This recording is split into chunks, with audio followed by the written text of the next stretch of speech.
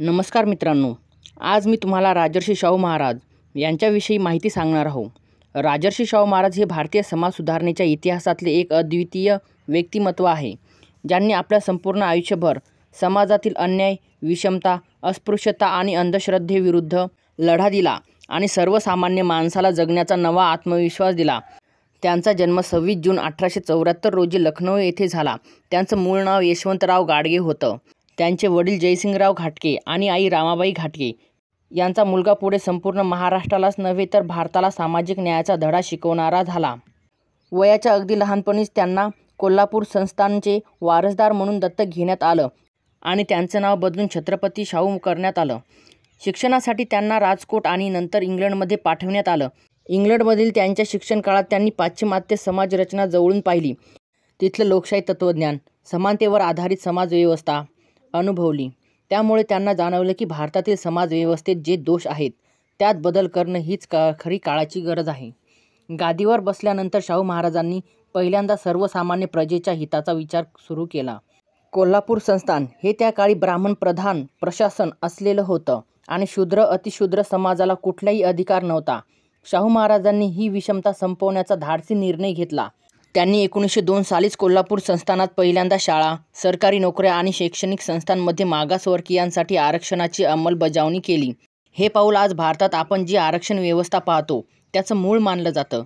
ते म्हणायचे की समाजातील खालच्या स्तरावर असलेल्या माणसाला जर शिक्षण आणि संधी दिली नाही तर समाज प्रगत होणार नाही. शिक्षण हा त्यांचा सर्वात प्रिय विषय होता. त्यांनी प्रजेच्या सर्व स्तरासाठी मोफत आणि सक्तीचं शिक्षण उपलब्ध करून दिलं. मुलं मुली, गरीब श्रीमंत, उच्च नीच आणि कुठलाही भेद न करता शिक्षणाच्या दारात सर्वांना प्रवेश मिळावा यासाठी त्यांनी शाळा, वसतिगृह, शिष्यवृत्ती योजना सुरू केल्या. मुलींच्या शिक्षणासाठी तर त्यांनी विशेष प्रयत्न केले. समाजात जेव्हा मुलींच्या शिक्षणाला विरोध होता त्या काळी त्यांनी स्वतःचं उदाहरण देऊन स्त्री शिक्षणाला पाठिंबा दिला.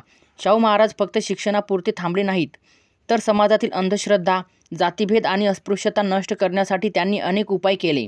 मंदिरे सर्वांसाठी खुले करणे, सार्वजनिक विहिरी, रस्ते यावर सर्वांचा समान अधिकार असावा यासाठी आदेश देणे, अस्पृश्यांसाठी स्वतंत्र वसाहती उभारणे अशा अनेक सुधारणा त्यांनी केल्या. त्यांचा विश्वास होता की देव हा सर्वांचा आहे आणि समाजातील प्रत्येकाला त्यावर श्रद्धा ठेवण्याचा आणि उपासना करण्याचा अधिकार आहे. त्यांच्या प्रशासनात त्यांनी नेहमी शूद्र अतिशूद्रांना महत्त्व दिलं. सरकारी नोकऱ्यांमध्ये त्यांना प्राधान्य दिलं.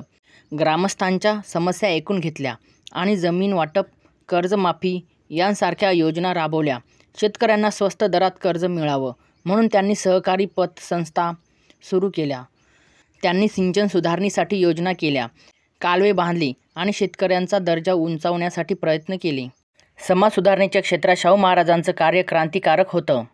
त्यांनी सत्यशोधक समाजाच्या चळवळीला आधार दिला.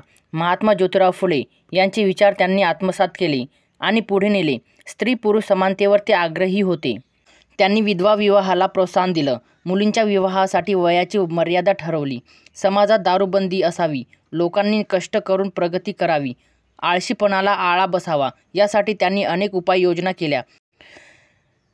शाहू महाराजांचा स्वभाव थोर आणि मन विशाल होतं. ते स्वतः खूप साधेपणाने जगायचे. गादीवर असूनही त्यांना कधीच आपल्या प्रजेपासून दुरावा ठेवला नाही. ते नेहमीच लोकांच्या प्रश्नावर विचार करायचे, त्यांच्या तक्रारी ऐकायचे आणि तात्काळ उपाययोजना करायचे. त्यामुळे प्रजेच्या मनात त्यांच्याविषयी खूप प्रेम आणि आदर होता. शाहू महाराजांनी पत्रकारितेलाही प्रोत्साहन दिलं. लोकशिक्षणासाठी वृत्तपत्र सुरू केली. शूद्र अतिशूद्रांचा आवाज समाजापर्यंत पोचावा यासाठी त्यांनी दीनबंधू सारख्या वृत्तपत्रांना मदत केली. त्यांनी पुस्तक लिहिणाऱ्यांना, विचारवंतांना, समाजसुधारकांना आधार दिला. शाहू महाराजांचा संबंध डॉक्टर बाबासाहेब आंबेडकरांशीही आला. अस्पृश्य समाजाच्या उन्नतीसाठी शाहू महाराजांनी त्यांना सर्वतोपरी मदत केली. डॉक्टर आंबेडकरांनीही मान्य केलं होतं की शाहू महाराजांच्या कार्यामुळे दलित समाजाला नवा आत्मविश्वास मिळाला. शाहू महाराज हे खरे अर्थाने राजर्षी होते. त्यांचं मन प्रजाहितासाठी झटत होतं. त्यांचा विश्वास होता की राजा हा फक्त स्वतःच्या सुखासाठी नाही तर प्रजेच्या सेवेसाठी असतो. त्यांनी ही संकल्पना आपल्या आयुष्यभर आचरणात आणली. ते म्हणाले होते की माझं ध्येय हे प्रजेला न्याय मिळवून देणं आहे. त्यांच्या कार्यामुळे कोल्हापूर संस्थान हे भारतातील सर्वात प्रगत संस्थान म्हणून ओळखलं जाऊ लागलं. शाहू महाराजांचं व्यक्तिमत्व इतकं मोठं होतं की त्यांचा प्रभाव फक्त महाराष्ट्रापुरता मर्यादित राहिला नाही, संपूर्ण भारतभर त्यांचं नाव पसरलं. समाज सुधारणेच्या त्यांच्या उपाययोजनांमुळे इतर संस्थांनाही सुधारणा कराव्या लागल्या. त्यांनी दाखवून दिलं की जर शासक ठरवलं तर समाजाचं स्वरूप घडवून आणता येतं. 6 मे 1922 रोजी शाहू महाराजांचं निधन झालं. त्यावेळी संपूर्ण समाजात दुःखाचं वातावरण होतं. कारण त्यांनी फक्त एक राजा गमावला नव्हता, तर खरा समाजसेवक, जनतेचा मित्र, दीनदलितांचा आधार गमावला होता. पण त्यांचं कार्य, त्यांचे विचार आणि त्यांची पेरलेली सामाजिक न्यायाची बीजं आजही जिवंत आहे.